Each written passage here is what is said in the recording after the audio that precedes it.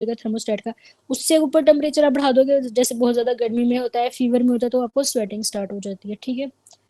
If median nerve is damage, which of the following function of thumb will be, आपको पता है opposition जो आपकी मीडियन नर्व कर रही होती है वो ओपनस पॉलिसिस, अपोजिशन लॉस हो जाएगा आपका थंब का। 153 है insulin independent glucose Uptake, skeletal muscle है ना वो इंसुलिन इंडिपेंडेंट, उसकी आप टाइम में इंसुलिन के साथ बाइंड करो सारा, तो आपने याद रखना है exercising skeletal muscle is greater then brain, याद है sequence, exercising skeletal muscle is greater then brain, insulin independent glucose Uptake. हाँ ब्रेकलिप्स भी है, यस वो है, और ये जो एक वो सीक्वेंस लिखा होता है उसमें exercising skeletal muscle greater than brain.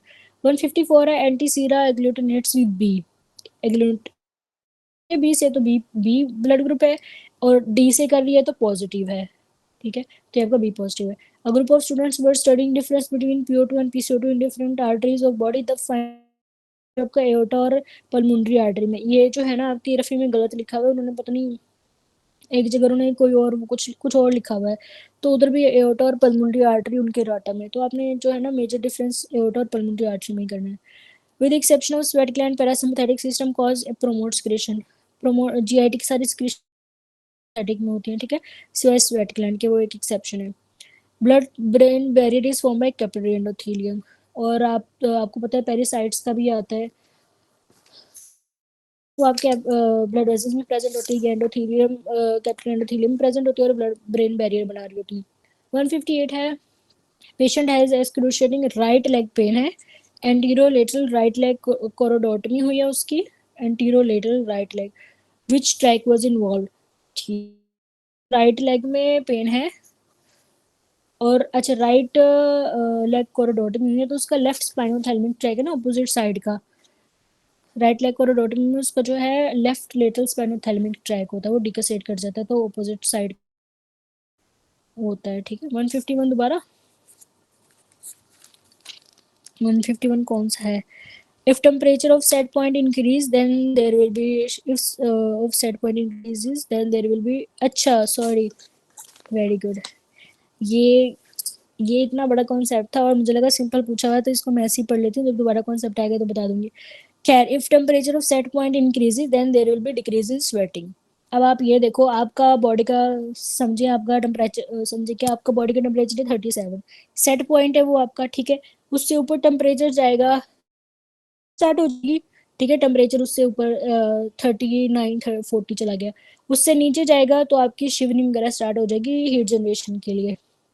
इस क्वेश्चन में वो कह रहे हैं कि सेट पॉइंट का टेम्परेचर पॉइंट 37 से उठा के आप कर दो 50 या 48, ठीक है, तो फिर क्या होगा, तो जो वो जो पहले 2 3 टेम्परेचर बढ़ने पे स्वेटिंग हो रही थी अब वो नहीं होगी, सेट पॉइंट ही बहुत ज्यादा हो गया, तो ये आपकी होती है, बॉडी का टेम्परेचर नहीं बढ़ा रहे आप, जो वो थ्रेशोल्ड है वो जो आपका सेट पॉइंट है उसको बढ़ा रहे हो, तो फिर आपकी बॉडी, अभी बॉडी का टेम्परेचर है वो फिर एक हाइपोथर्मिक स्टेट हो जाता है।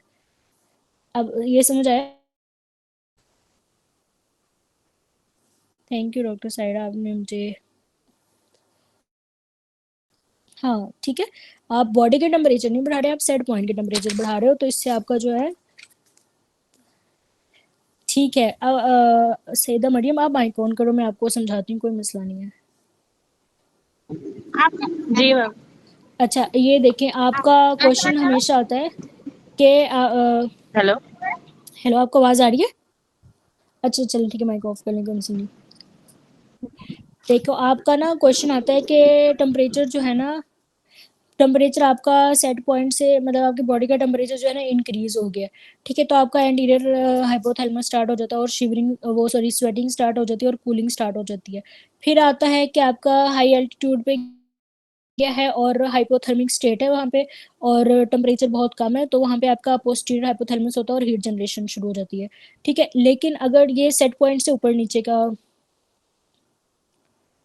अच्छा ये सेट पॉइंट से ऊपर नीचे हो तो इस तरह होता है, एक सेट पॉइंट हमारे बॉडी का, लेकिन हम उस सेट पॉइंट को ही बहुत ज़्यादा कर दें, 48 50 कर दें, तो हमारे लिए जो अभी मेरी बॉडी की कंडीशन है और मेरा सेट पॉइंट वो अभी तो मेरे लिए हाइपोथर्मिक स्टेट बन जाएगी ना, ये कोल्ड हो जाएगा ना ये, ठीक है, क्योंकि मेरा सेट पॉइंट तक तो बढ़ ही नहीं रहा टेम्परेचर, टेम्परेचर तो कम है उस सेट पॉइंट से, सेट पॉइंट बढ़ा दिया है तो वहां तक तो टेम्परेचर पहुंच ही नहीं रहा, तो मेरा मतलब कि सेट पॉइंट से टेम्परेचर कम है, तो मेरी हाइपोथर्मिक स्टेट हो गई है ये।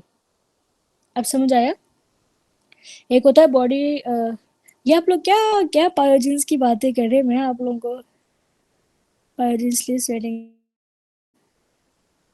अरे आप, आपको ये सेट पॉइंट डॉक्टर है,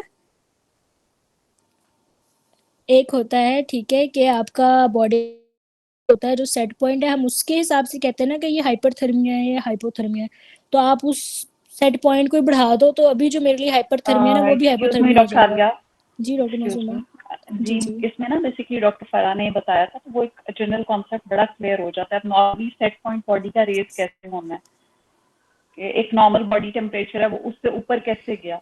तो अगर हाँ फिनोमेना आप थोड़ा सा बेस उसकी बता दें कि जब भी ऐसे बैक्टीरिया जो होते हैं वो बेसिकली हमारी बॉडी का सेट पॉइंट बढ़ा देते हैं, जिसकी ठीक वजह है। से हमारी बॉडी उस टेम्परेचर को मीट करने की कोशिश करती है और हमें नहीं, एक हाइपोथर्मिक स्टेट में चली जाती है। उसको लगता है कि मेरा नॉर्मल टेम्परेचर जो है मुझे उसे बढ़ाने की जरूरत है। तो दैट्स ठीक हाउ है। She told. अगर इससे किसी का कॉन्सेप्ट क्लियर होता है तो वो बेसिकली पायरेक्सिया वाली ये बात हो रही थी। Okay okay. अच्छा सीएनएस में ये वाली चीज़ मैंने नहीं थी उनकी, हाँ मैंने सुनी हुई है। खैर डॉक्टर मासूमा ने खैर बहुत अच्छा, आई होप अब समझ आ गया होगी आप लोगों को। अच्छा मुझे भूल के हम कहाँ थे, 159। अच्छा 159, loss for longer period of time with low MCV leads to microcytic hypochromic. ठीक है, जब आपका स्मॉल अमाउंट में प्रोलॉन्ग पीरियड के लिए ब्लड लॉस होता है उसमें आपके ना आयरन लॉस हो रहा होता है, तो आपको माइक्रोसिटिक हाइपोक्रोमिक एनीमिया होता है। ठीक है, ये कल भी क्वेश्चन था कि 3 to 5 तो है मेंस्ट्रुअल ब्लड लॉस में जो आपका आयरन लॉस हो रहा होता है। ठीक है, तो ऐसे ही प्रोलॉन्ग अगर आयरन हेमरोइड्स वगैरह में, हेमरोइड्स में तो डेवलप होता है microcytic hypochromic. 160 colleagues complain about a 30-year-old woman who forges signs on search for belongings of others in their absence, has joined another company and started smoking. He has history of taking some drugs. What test would you do for psychiatric evaluation? अच्छा drugs के लिए जो है ना आप urine screening for toxicology कराते हो, ठीक है, उसके यूरिन में आ जाती है अगर वो कोई ड्रग ले रही है, रिक्रिएशनल ड्रग्स ले रही है। ले रहा है। 161 है mechanism of action of NSAIDs. NSAIDs जो है आपका इनहिबिट करता है एरेकिनिडोनिक को, वो कॉक्स को भी करता है लेकिन वो इनहिबिट कर रहे होते हैं एरेकिडोनिक को ताकि वो थ्रोम्बोक्सिन और प्रोस्टाग्लैंडिन में ना बने। ठीक है, तो वो उसका एंटी इन्फ्लेमेटरी जो है इनका एक्शन होता है, इनहिबिट कर रहा होता है एरेकिनिडोनिक एसिड को। 162 पेशेंट है पॉजिटिव बिबिन्स की साइन, एक तो प्योर मोटर स्ट्रोक है, दूसरा बिबिन्स की साइन है, जो आपके upper motor motor neuron lesion है, और इसमें पेंडुलर नी जर्क जो है ना अपर मोटर में सबसे इंपॉर्टेंट होता है। ठीक है, साथ अगर आपको अपर मोटर के वो दिए हों तो आपने जो है ना पेंडुलर नी जर्क को चूज करना है, ऑप्शंस में हो फिर भी आपने पेंडुलर नी जर्क को पहले चूज करना है। Physiological shunt will be present when V by Q is zero, जिसमें आपकी वेंटिलेशन जीरो होती है तो उसमें जो है ना आपकी वी बाई क्यू जो है जीरो हो जाती है। टर्नर सिंड्रोम आपको 45x, so 6-year-old male presented to you in surgical ER after penetrating injury to right lateral chest on examination. When he inspires the medius and moves to left, during expiration the shift towards left side of enhanced what will be the most likely।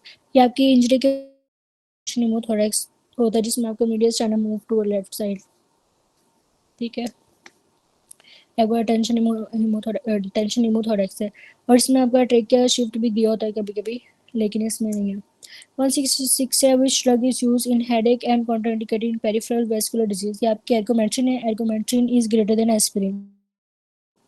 The most common in initial, जो initial है ना वो या तो पता चलती हैं ये सर्कमसिजन के टाइम जब बच्चों की कर रहे होते हैं तो वो ब्लीड जो है वो स्टॉप नहीं होती, तो एक तो इनिशियली तो तभी डायग्नोज हो जाते हैं, या epistaxis.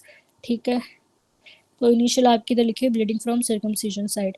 Which hormone responsible for increase gastric acid secretion. Gastrin जो है वो गैस्ट्रिक एसिड सिक्रीशन को इंक्रीज करता है, गैस्ट्रिक एसिड सिक्रीशन। ठीक है, गैस्ट्रिक। 169 है genotype in child what's true. Genotype in child ma'am please scroll कर दें। Okay genotype in child words true XXY are true hermaphrodites. ठीक है, जो आपके XX और XY होते हैं वो आपके सूडो हर्माफ्रोडाइट्स होते हैं, और XXY जो है आपके ट्रू हर्माफ्रोडाइट्स होते हैं। इनमें जो है ना मेल ऑर्गन्स प्रेजेंट होते हैं। ठीक है, ये सूडो हर्माफ्रोडाइट्स है ना, उसके ऊपर एक्सप्लेन किया हुआ XXY ट्रू हर्माफ्रोडाइट्स। तो इसमें दोनों ही होते हैं, मेल और फीमेल दोनों इंटरनल ऑर्गन्स होते हैं, genital organs.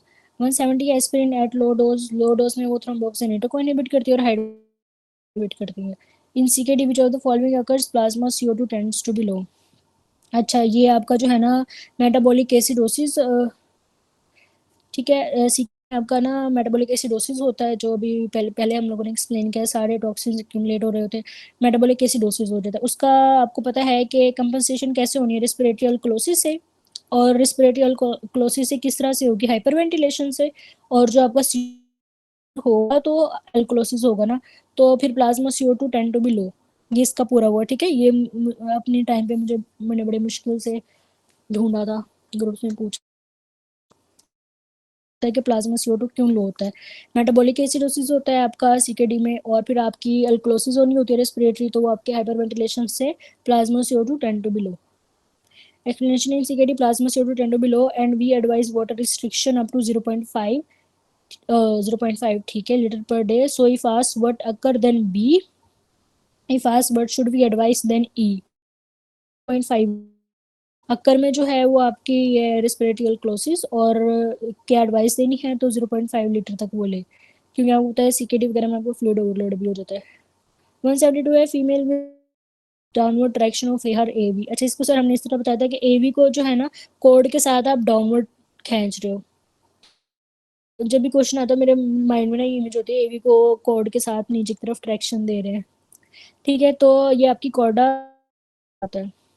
Female with heart disease, downward traction of her AV valve cannot be made, which structure is damaged, chorda tendineae.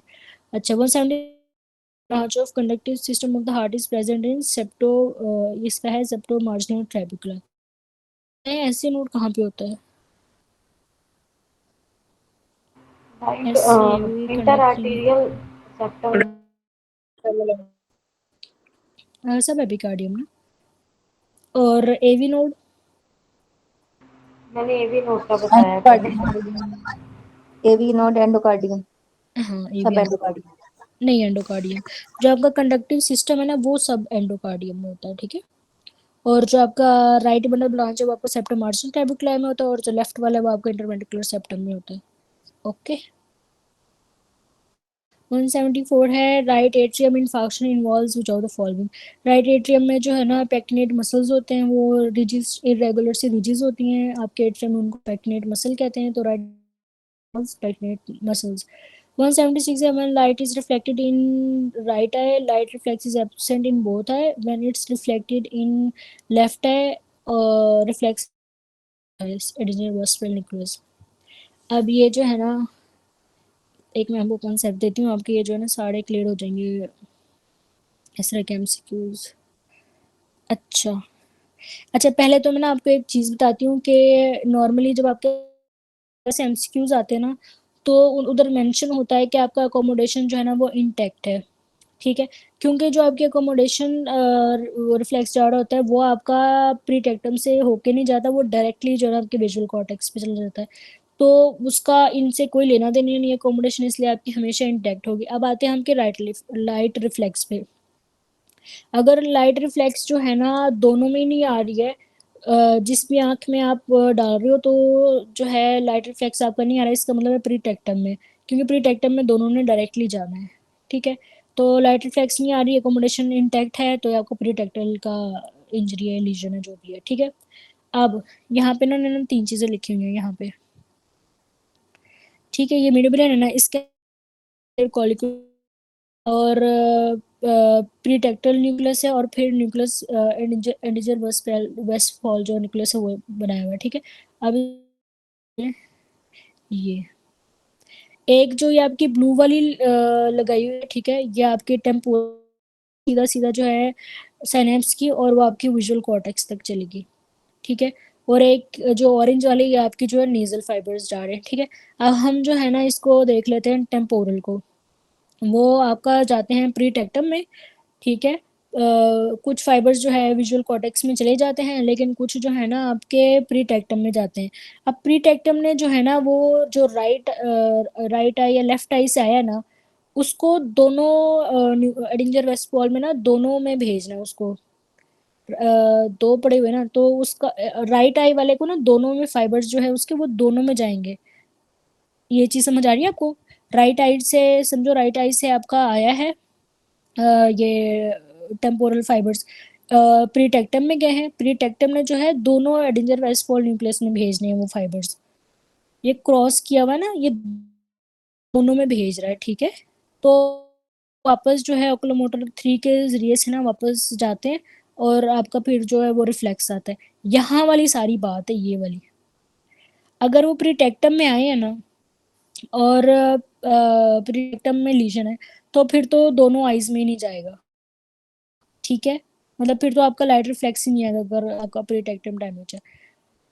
और फिर अगर आपका एक साइड का इंटैक्ट है और एक साइड की जो है दोनों आइज में नहीं आ रहा, तो फिर वो आपका एडिंजर वेस्टफॉल न्यूक्लियस पे होता है।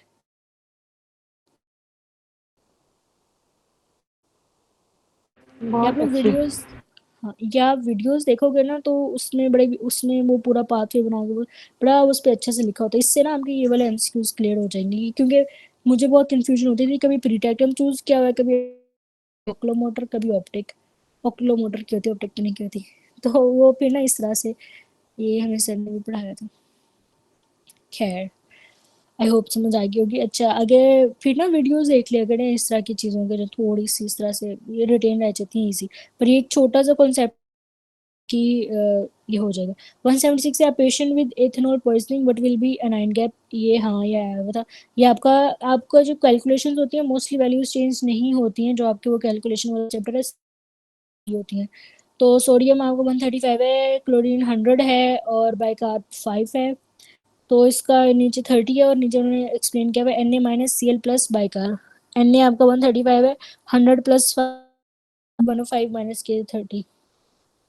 176 है, congenital erythropoietic porphyria what is the finding in urine. अब इसके आते हैं एमसीक्यू दो तरह से, कि यूरिन में क्या इंक्रीज होगा, वो आपका यूरोपोरफेरिन 1 होगा। फिर आता है कि डेफिशिएंसी, तो इनोजिन केस की होती है। 1 जो है यूरिन में जा रहा है, 3 जो है उसकी डेफिशिएंसी है, ठीक है। आपका जो है फाइंडिंग होगी इंक्रीज यूरिन यूरोपोरफेरिन 1। और अगर वो पूछते हैं कि कॉन्जेनिटल एरिथ्रोपोएटिक पोरफेरिया में डेफिशिएंसी किसकी होती है, तो यूरोपोरफेरिनोजेन 3 सिंथेज की होती है।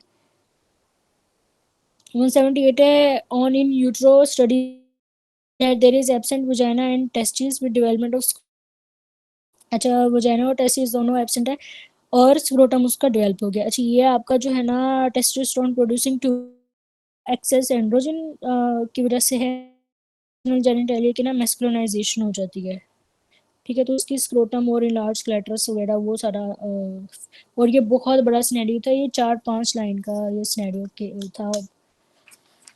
और उसमें खैर ये सारे फीचर्स दिए होते हैं। खैर, ये आपका टेस्टोस्टेरोन प्रोड्यूसिंग ट्यूमर है मदर में। अच्छा, क्वेश्चन नंबर दूसरा। Thank you, Dr. Musuma. I tried.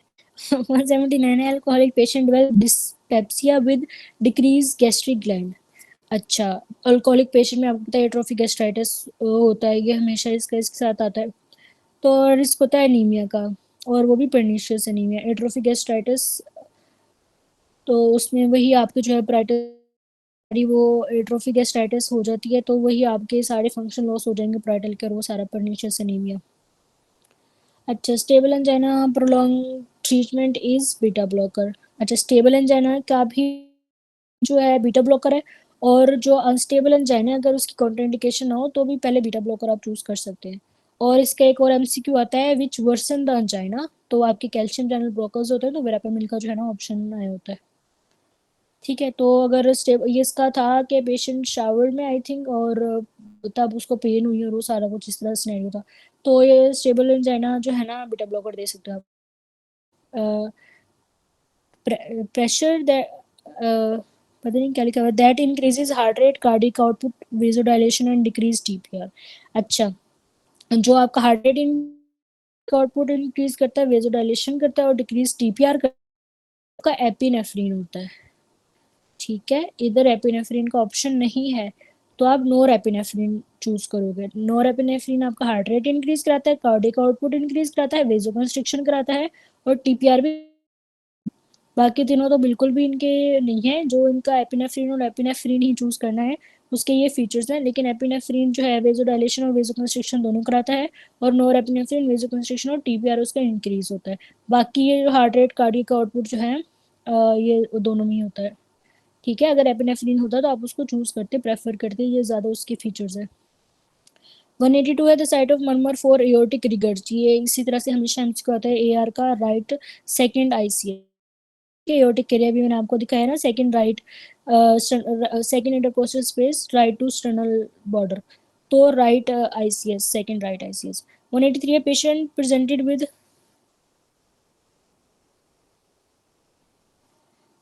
अच्छा, patient presented with shortness of breath, scratchy sound with no change on echocardiography, pericardial effusion is noted which is best side to remove fluid। अच्छा, ये pericardiocentasis के लिए ना आप subcostal with needle angle superiorly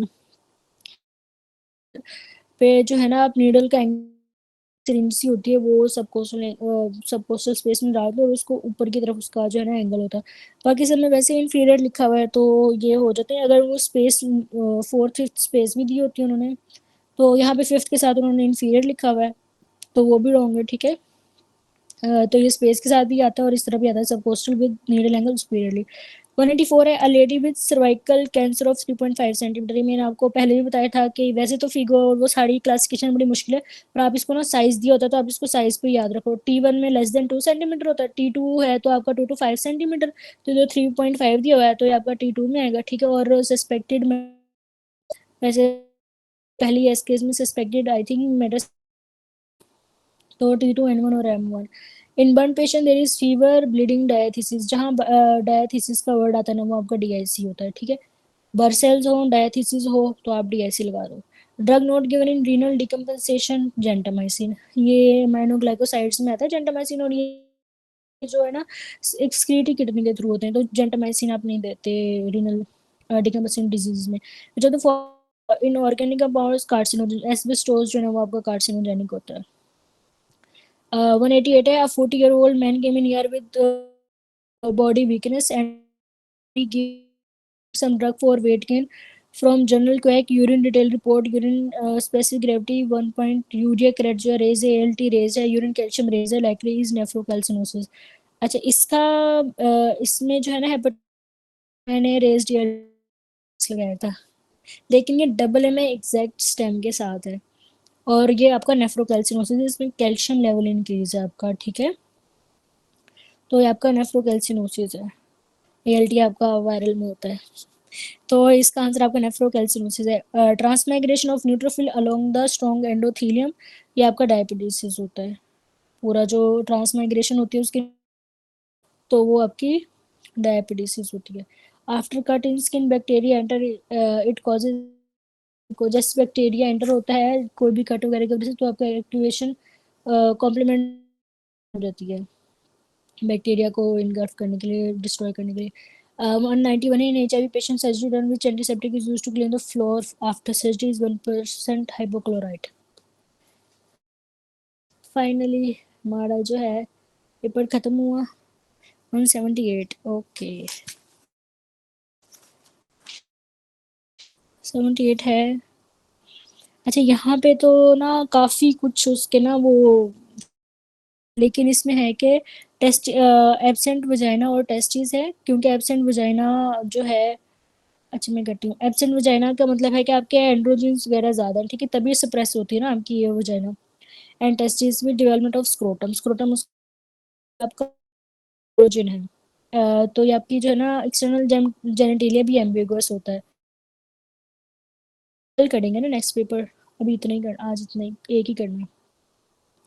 ठीक है, तो ये एक्सेस एंड्रोजन और मैस्कुलिनाइजेशन ऑफ एक्सटर्नल जेनिटेलिया हो जाती है, तो ये आपका टेस्टोस्टेरोन प्रोड्यूसिंग ट्यूमर होता है मदर का। नहीं 4 बजे से पढ़े, आपने लेट ज्वाइन किया तो आप नहीं है, तो ये हम कल ही करेंगे, ठीक है। और इसके बाद है 158, patient has excruciating right leg pen. अच्छा, राइट लेग कोरोडोटमी की है ना आपने, राइट लेग, तो राइट लेग पेन है और राइट लेग कोरोडोटमी की है, तो आपकी लेफ्ट जो आपका जैसे स्पाइनोथैलेमिक ट्रैक एंटर करते हैं ना स्पाइनल कॉर्ड में, ये डिकसेट कर जाता है फौरन। तो अगर राइट लेग कोरोडोटमी की तो आपका ट्रैक जो है लेफ्ट लेटरल स्पाइनोथैलेमिक ट्रैक आ रहा है वहां से, ये राइट लेग कोरोडो, तो ये खैर ना आपने स्पाइनोथैलेमिक ट्रैक ना अपोजिट साइड का चूज करना है। आज इतनी ज्यादा 8 हो गया, 87,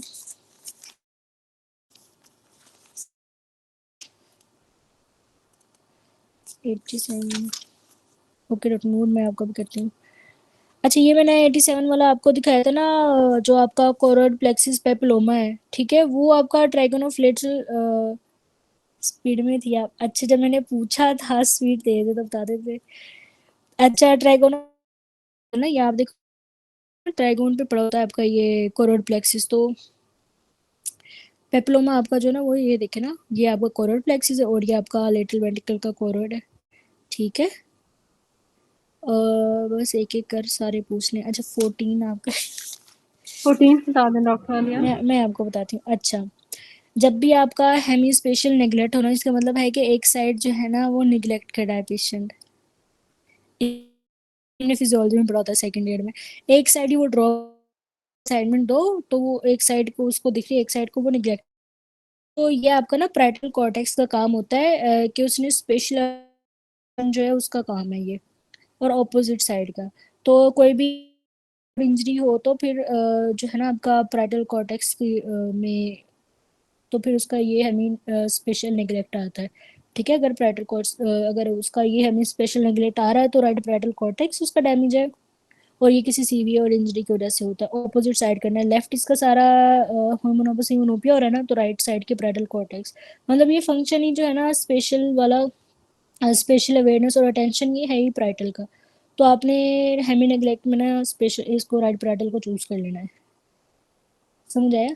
ठीक है, 87 हो गया, 14 हो गया, 158 हो गया, 1487, 178 हो गया, 182 नहीं हुआ। का बताइए।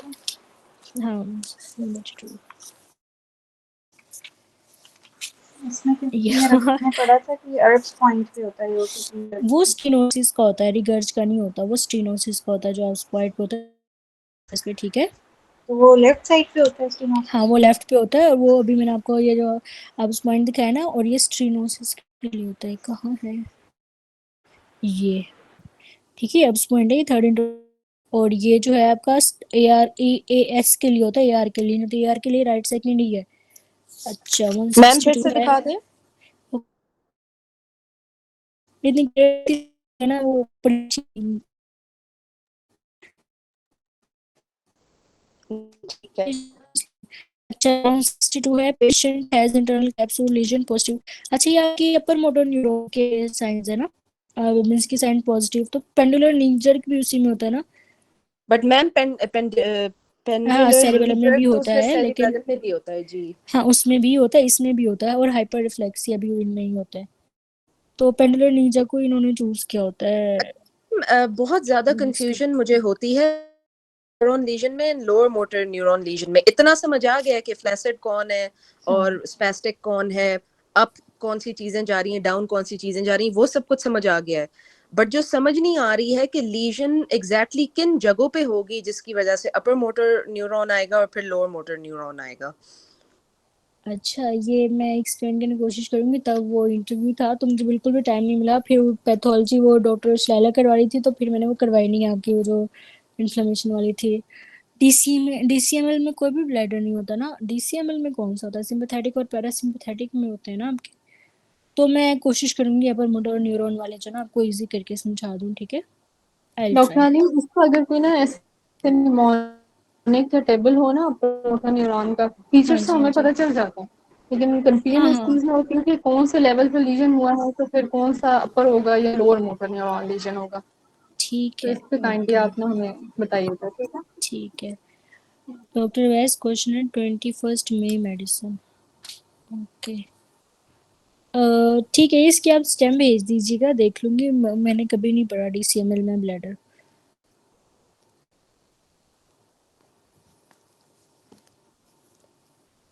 ठीक है, किसी का कोई और क्वेश्चन कोई रिपीट करना है? 175 आज तो मुझे सच में टेंशन हो गई है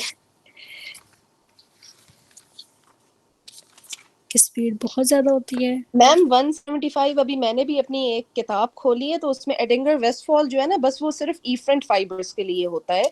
और जो बिल्कुल मुझे समझ आ रही है ना एडिंगर वेस्टफॉल न्यूक्लियस की, वो सिर्फ यही होता है कि ये इंटरन्यूक्लियर ऑफ्थेल्मोप्लेजिया में आता है, जो कि मोस्टली MS में शो होता है जब आपकी डीमाइलिनेशन हो जाती है देखे और उसमें आपके इफरेंट फाइबर्स इफेक्ट हो जाते हैं, वो एडिंगर बिल्कुल वेस्टफॉल न्यूक्लियस को इन्वॉल्व करते हैं। बस ये इतनी सी बिल्कुल बात है। बिल्कुल प्रीटेक्टम डिफरेंट है, ठीक है। फिर उसके बाद आपके इफरेंट स्टार्ट हो जाएंगे, प्रीटेक्टम से एडिंगर वेस्टफॉल न्यूक्लियस में जाएंगे और फिर वो दोबारा आपकी आई में जाएंगे और वो ओकुलोमोटर के थ्रू जाएंगे। इफरेंट आपके आते एग्जैक्टली ऑप्टिक से और जाते उससे। ये एक इसमें तो चीज। इन्वॉल्वमेंट दोनों third nerve and fourth nerve हाँ, दोनों की हो रही होती है। फोर्थ नर्व नहीं होती, ये ऑप्टिक और ओकुलोमोटर। फोर्थ की भी हो रही होती है। फोर्थ की। थर्ड एंड ओके फोर्थ मतलब जो अभी मैंने फर्स्ट एड भी खोल ली है ना, थर्ड एंड फोर्थ दोनों की हो रही होती है।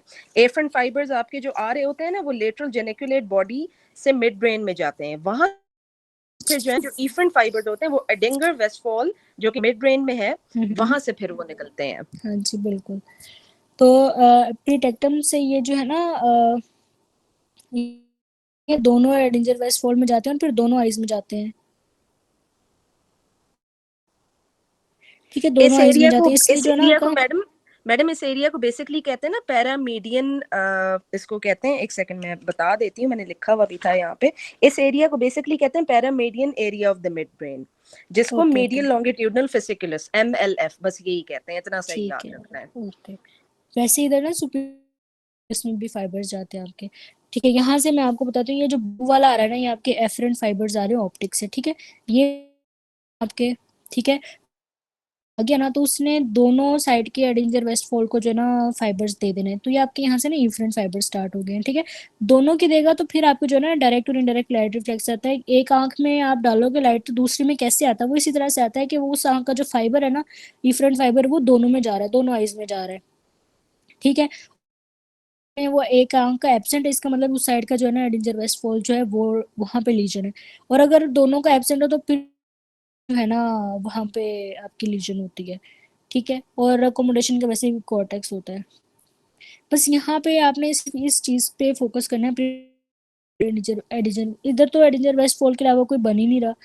ठीक है, और ओक्लोमोटर का भी होता है, यहाँ से जो है ना आपकी ये येलो वाली जो है ना आपकी ओक्लोमोटर का ही एडिजन वेस्टफॉल जो है उसका न्यूक्लियस होता है, और फिर ये और फिर वो अब वापस आंख में चले जाते हैं डिफरेंट फाइबर्स।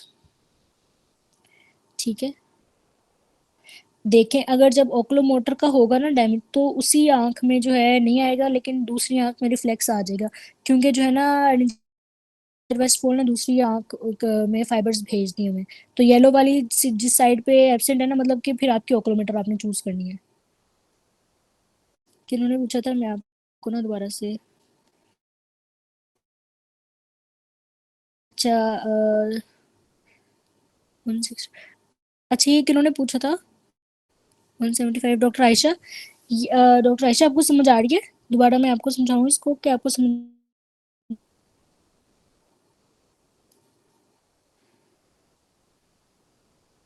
है? हाँ आपने पूछा था। ठीक है, इसका प्रीटेक्टम में अगर दोनों में नहीं आ रही तो प्रीटेक्टम में होता है, जो एडिजर वेस्टफॉल में होता है अगर आपकी। और उसके बाद सिर्फ जिस आंख में लाइट डाली है सिर्फ वहां नहीं आ रही, या सिर्फ दूसरे में नहीं आ रही, एक में मतलब के डैमेज है। ठीक है, ये येलो वाली है। इसका आप पाथ ज्यादा अच्छा समझ आया, मैंने भी ये पहले एक दो पाथवे देखा था। अच्छा ठीक है, 171। अच्छा CKD में ये होता है मुनीम के, CKD में जो है ना आपकी मेटाबॉलिक एसिडोसिस होती है। ठीक है, सारे जो है टॉक्सिन्स आपके एक्यूमुलेट होते रहते हैं ब्लड में, तो मेटाबॉलिक एसिडोसिस हो जाती है। मेटाबॉलिक एसिडोसिस को कंपनसेट करती है रेस्पिरेटरी अल्कलोसिस। अल्कलोसिस अब किस तरह से होगी? हाइपरवेंटिलेशन होगी, कार्बन डाइऑक्साइड को जो है आपकी को वो वॉश आउट होगा तो आपकी अल्कलोसिस होगी, वो डिक्रीज होगा तो आपकी अल्कलोसिस होगी। तो वो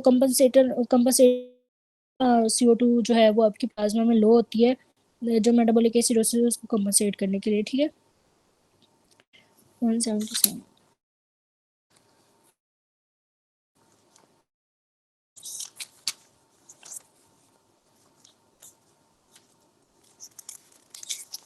क्वेश्चन नंबर है 35। Tabes dorsalis cause which of the following atonic bladder. तो आप DCML कह रहे थे ये टेबिस डोर्सालिस आपका पोस्ट सिफिलिटिक होता है, ब्लैडर होता है, यही होता है टेबिस डोर्सालिस। अच्छा ये मैं आपको डिटेल से टेबिस डोर्सालिस रिंगोमाइलिया ना ये भी पढ़ा दूंगी, अभी तो मुझे खुद रिवाइज करने पड़ेंगे।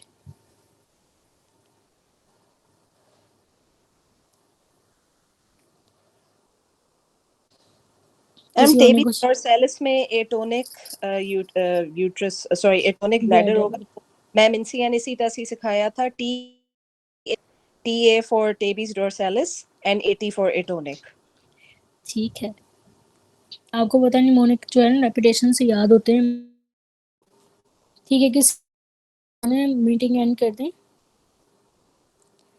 और ये आज इतना सारा रिपीट क्यों करवाया थी? कल से